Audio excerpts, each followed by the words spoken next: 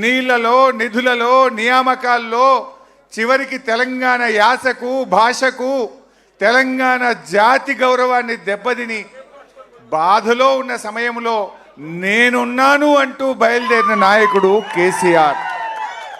ఆ కేసీఆర్ గారే లేకపోతే ఇవాళ తెలంగాణ వచ్చి ఉండేదా? ఎంతోమంది తెలంగాణ ఉద్యమాన్ని ప్రారంభించినా గమ్యాన్ని చేరుకోలేకపోయారు. కానీ కేసీఆర్ చచ్చుడో తెలంగాణ వచ్చుడో అని ఎత్తిన జెండా దించకుండా త్యాగాల పునాదుల మీద ప్రాణాన్ని సైతం వదులుకోవడానికి సిద్ధపడి తెలంగాణ సాధించిన కేసీఆర్ జన్మదినం ఈరోజు. ఇది తెలంగాణ ప్రజలందరూ, ఈ రాష్ట్రమందరూ కూడా కేసీఆర్ గారు అంటే ఎంతో అభిమానం. నిజంగా చరిత్రలో చాలామంది ఉంటారు, కానీ చరిత్ర లిఖించదగిన విధంగా అంటే ఒక ఉద్యమాన్ని ప్రారంభించి ఒక కల కని ఇవాళ రాష్ట్రాన్ని సాధించి ఇవాళ హిస్టరీలో నిలిచిన నాయకుడు, చరిత్ర పుటల్లో శాశ్వతంగా నిలిచే నాయకుడు కేసీఆర్. మరి నిజంగా చెప్పాలంటే కేసీఆర్ గారు ఈ రాష్ట్రాన్ని సాధించిందంటే త్యాగాల పునాదుల మీద సాధించారు. కేసీఆర్ గారు చేసిన త్యాగాలు ఇన్ని అన్నీ కావు. ఈనాడు నిన్న కౌన్సిలర్ ఎన్నికలు జరిగినాయి. ఒక కౌన్సిలర్ పదవి కోసమే ఎంతో ఏమేం జరిగిందో, కాంగ్రెస్ బీజేపీల అక్రమ సంబంధాలు, అక్రమ కలయికలు, అక్రమ పొత్తులు, చైర్మన్ వైస్ చైర్మన్లు పంచుకోవడం చూసాం. పదవి కోసం ఏ రకంగా ఇలా తమ వైరుధ్యాలు సిద్ధాంతాలు పక్కకు పెట్టి కాంగ్రెస్ బీజేపీలు ఎలా కలిశాయో చూసాం.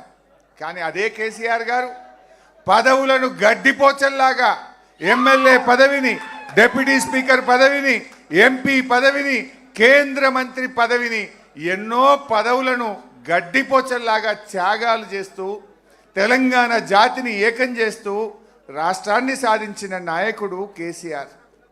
నిజంగా ఆ త్యాగాలే లేకపోతే, ఆ ధైర్యమే లేకపోతే ఇవాళ తెలంగాణ వచ్చిన ఎన్ని త్యాగాలు, ఎంతో. అసలు నిజంగా నాకు తెలిసి చరిత్రలో కేసీఆర్ తిన్నన్ని తిట్లు, ఆయనకు పెట్టినన్ని శాపనార్థాలు, ఆయన మీద జరిగిన దుష్ప్రచారాలు బహుశా ఏ నాయకుడి మీద జరిగి ఉండవు. రకరకాల కుట్రలు, ఒక రకమైన కుట్రలు కాదు. ఆయన మొండి ధైర్యం కనుక, ఆయన ఒకే ఒక నమ్మిన సిద్ధాంతం కోసం ఒక మొండి పట్టుదలతో ముందుకు సాగిండి కనుకనే ఇవాళ తెలంగాణ సాధ్యమైంది.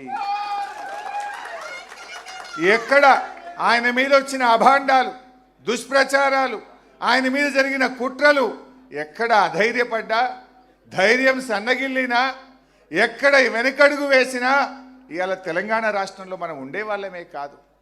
ఎన్ని కుట్రలు, ఎన్ని అపవాదులు, ఎన్ని దుష్ప్రచారాలు, ఎన్నెన్నో ప్రలోభాలు, ఏ ప్రలోభాలకు కూడా తలగ్గకుండా చివరికి తన ప్రాణాన్ని సైతం, ఇంకా ఏమవుతుందో మేము ఆయన చూడ్డానికి నిమ్స్లో వెళ్ళినప్పుడు మా కళ్ళల్లో నీళ్లు తిరిగేవి.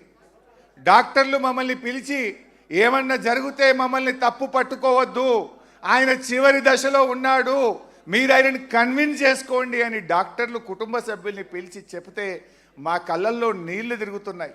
కానీ ఆయన దగ్గరికి వెళ్ళినప్పుడు మాత్రం అదే మొండి ధైర్యం, మీరు నన్ను అధైర్యపరచడానికి నా దగ్గరికి రావద్దు, నన్ను విరమించమని చెప్పడానికి నా దగ్గరికి రావద్దు, నాకెక్కడో నమ్మకం ఉంది, తప్పకుండా తెలంగాణ ప్రకటన వస్తుంది, నేను ఒకే మాటతో బయలుదేరాను, అయితే తెలంగాణ జైత్రయాత్ర లేదంటే నా శవయాత్ర అని నేను బయలుదేరాను, నేను దానికి కట్టుబడి ఉన్నాను తప్ప మీరు ఈ రూమ్లోకి వచ్చి ఆ నిమ్స్ ఆసుపత్రిలో నన్ను అధైర్యపరచొద్దు, దీక్ష విరమించమని రూమ్లోకి రావద్దు అని మాకు చెప్పేవాడు.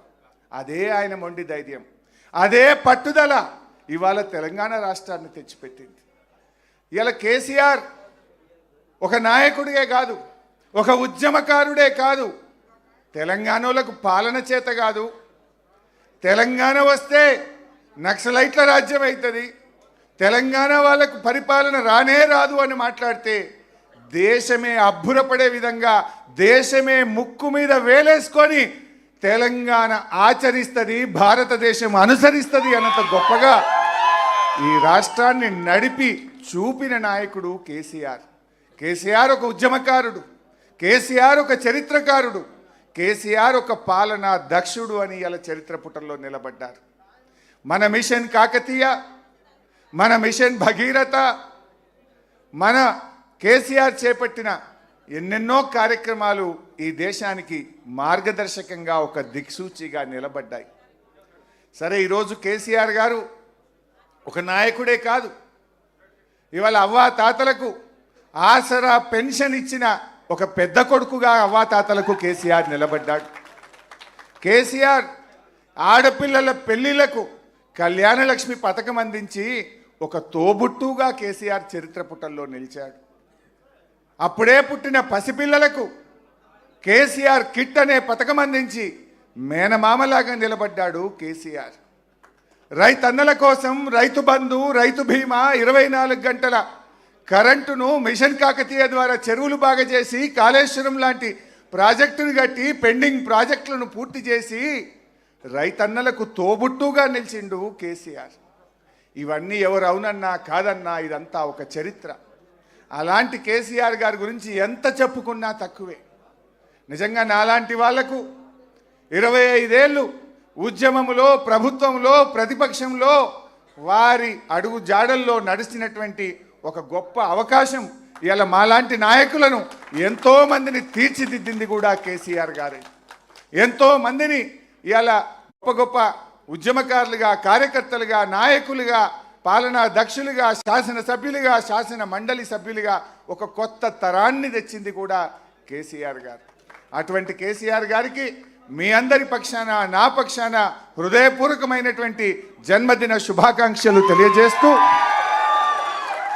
ఓటమి తాత్కాలికమైంది, మళ్ళీ కేసీఆర్ వచ్చే రోజు ఎంతో దూరంలో లేదు. తప్పకుండా కేసీఆర్ గారు మళ్ళీ ముఖ్యమంత్రి అవుతారు.